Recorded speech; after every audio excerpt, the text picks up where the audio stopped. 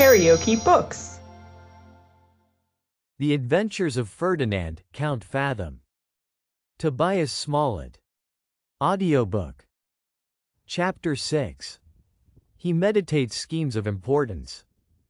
It was in these parties that he attracted the notice and friendship of his patron's daughter, a girl by 2 years older than himself, who was not insensible to his qualifications, and looked upon him with the most favorable eyes of prepossession.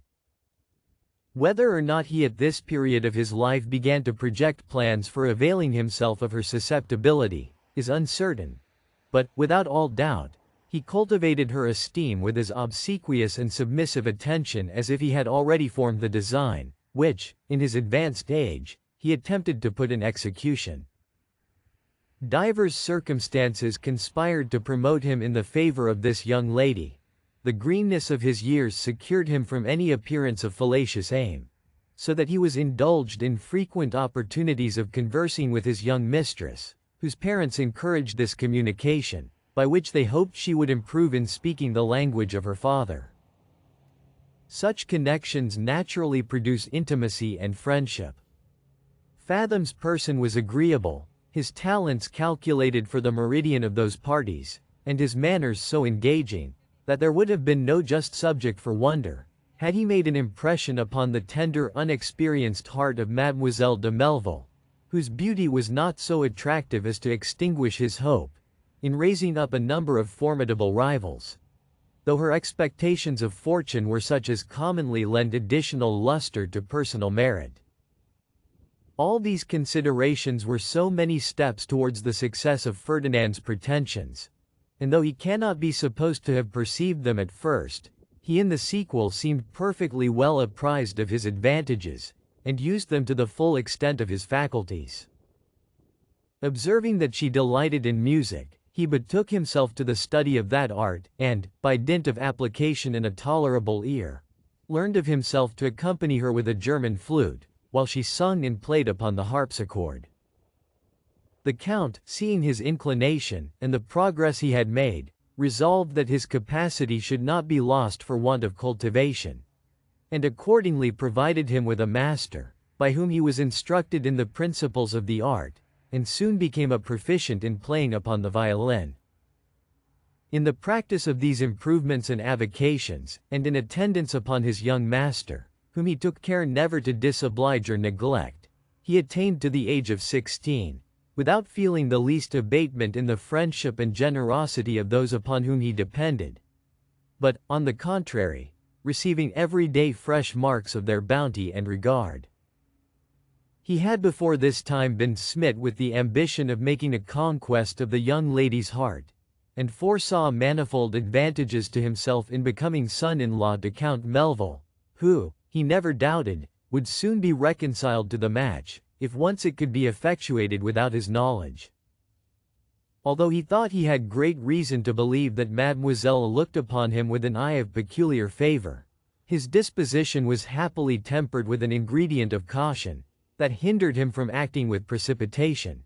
and he had discerned in the young lady's deportment certain indications of loftiness and pride, which kept him in the utmost vigilance and circumspection, for he knew that, by a premature declaration, he should run the risk of forfeiting all the advantages he had gained, and blasting those expectations that now blossomed so gaily in his heart. Restricted by these reflections, he acted at a wary distance, and determined to proceed by the method of sap, and, summoning all his artifice and attractions to his aid, employed them under the insidious cover of profound respect, in order to undermine those bulwarks of haughtiness or discretion, which otherwise might have rendered his approaches to her impracticable. With a view to enhance the value of his company, and sound her sentiments at the same time, he became more reserved than usual, and seldomer engaged in her parties of music and cards. Yet, in the midst of his reserve, he never failed in those demonstrations of reverence and regard, which he knew perfectly well how to express, but devised such excuses for his absence, as she could not help admitting. In consequence of this affected shyness, she more than once gently chid him for his neglect and indifference, observing, with an ironical air, that he was now too much of a man to be entertained with such effeminate diversions, but her reproofs were pronounced with too much ease and good humor to be agreeable to our hero, who desired to see her ruffled and chagrined at his absence, and to hear himself rebuked with an angry affectation of disdain. This effort, therefore, he reinforced with the most captivating carriage he could assume, in those hours which he now so sparingly bestowed upon his mistress. He regaled her with all the entertaining stories he could learn or invent, particularly such as he thought would justify and recommend the leveling power of love, that knows no distinctions of fortune. He sung nothing but tender airs and passionate complaints, composed by desponding or despairing swains, and, to render his performances of this kind the more pathetic, interlarded them with some seasonable sighs, while the tears, which he had ever at command, stood collected in either eye. It was impossible for her to overlook such studied emotions. She in a jocose manner taxed him with having lost his heart, rallied the excess of his passion, and in a merry strain undertook to be an advocate for his love. Her behavior was still wide of his wish and expectation. He thought she would, in consequence of her discovery, have betrayed some interested symptom, that her face would have undergone some favorable suffusion, that her tongue would have faltered, her breast heaved, and her whole deportment betokened internal agitation and disorder, in which case, he meant to profit by the happy impression, and declare himself, before she could possibly recollect the dictates of her pride. Baffled however in his endeavors, by the serenity of the young lady, which he still deemed equivocal, he had recourse to another experiment, by which he believed he should make a discovery of her sentiments beyond all possibility of doubt. One day, while he accompanied Mademoiselle in her exercise of music, he pretended all of a sudden to be taken ill, and counterfeited a swoon in her apartment. Surprised at this accident, she screamed aloud, but far from running to his assistance, with the transports and distraction of a lover, she ordered her maid, who was present, to support his head, and went in person to call for more help. He was accordingly removed to his own chamber, where, willing to be still more certified of her inclinations, he prolonged the farce, and lay groaning under the pretense of a severe fever. The whole family was alarmed upon this occasion, for, as we have already observed, he was an universal favorite. He was immediately visited by the old count and his lady, who expressed the utmost concern at his distemper, ordered him to be carefully attended, and sent for a physician without loss of time. The young gentleman would scarce stir from his bedside, where he ministered unto him with all the demonstrations of brotherly affection,